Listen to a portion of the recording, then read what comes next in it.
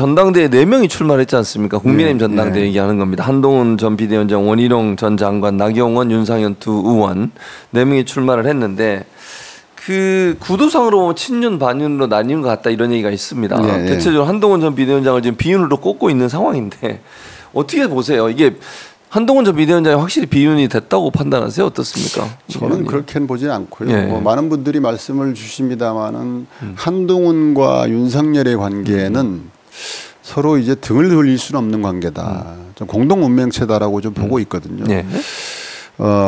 그럼에도 불구하고 지금 한동훈의 행보는 윤석열 대통령이 땡깡을 부리는 건지 모르지만 어쨌든 비윤으로 분리하기까지는 아직은 이르다. 근데 정치라는 게 모르죠. 또 이제 권력욕이라는 게 또 어떻게 튈지 모르기 때문에 민주당 입장에서 잘 관리를 해야 된다라고 보고 있습니다. 지금 4분 후보 중에 다 훌륭하신 분들인데 이분 훌륭하다는 말 취소하겠습니다.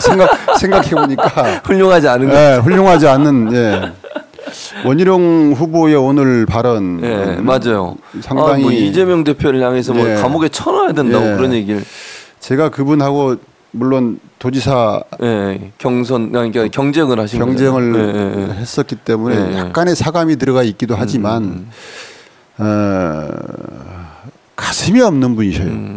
머리로만 정치하는 물론 이제 학력고사 전국 수석, 사법시험 수석, 그래서 수석 머리 좀 이것에 많은 이제 도민들 국민들이 넘어가는데 제발 넘어가지 말았으면 한다. 그리고 이제 당대표 출마를 얘기하면서 집권당 당대표 출마하면서 당대표로서 최우선 과제가 이재명을 이제 유죄 판결 받게 하는 것이다. 민생 현안이 얼마나 많습니까? 그러니까요. 지금 국가적 외교 안보 위기가 얼마나 심각합니까? 그러니까요. 지금 저렇게 당원들이 이재명 감옥에 쳐넣지 못하는 것 답답해한다. 그렇게 얘기했어요. 말이 안 되죠. 어떻게 저런 말을? 그러니까 제가 이분하고 한번 그 선거를 해보니까요. 상당히 공격적입니다. 집요합니다. 제가 보기에는 그 최고의 이제 마타토 전문가가 아닌가 싶어요. 제가 겪어본 바로는. 경험한 바로는. 이 하루에 한 건씩 카드라 통신을 가지고 조작하고 조합해서 성명서 내고 고소고발하고 그런 방식으로. 그러면서 사람을 이제 누더기 만든 거의 인격살인 수준의 공격을 하거든요.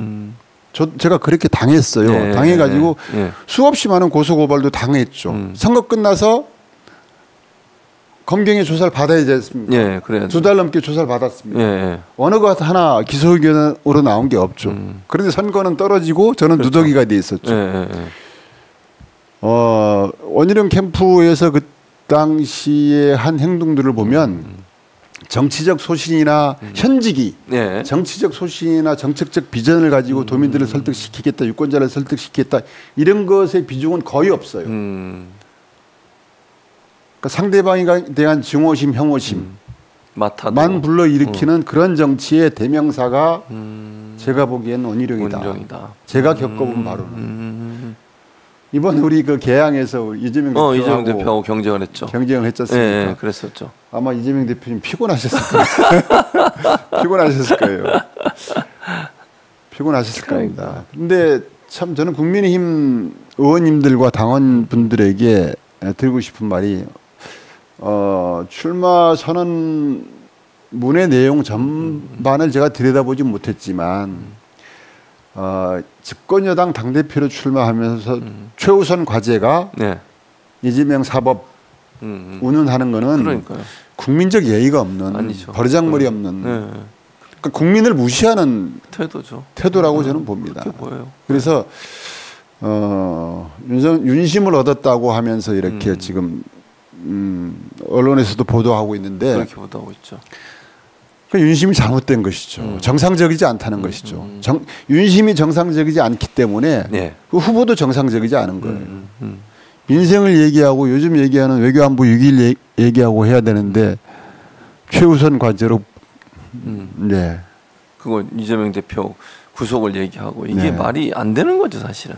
그게 당대표가 해야 될 과제입니까? 무슨 그런 과제가 어디 있습니까? 그리고 법적인 사법적 절차에 의해서 진행이 되는 거지. 누구를 몇 년, 2년이 지났는데도 아직도 감옥에 안 들어가게 한 게 너무 답답하다. 이런 얘기를 어떻게 할 수 있는 겁니까, 대체? 딱 수준이 거기까지입니다. 본인도 어쨌든 검사 출신이잖아요. 검사들이 늘 그렇게 했나요? 그러면 옛날에도 참 이런 식의 발언을 어떻게 저렇게 무식하게 할 수가 있는지 모르겠어요.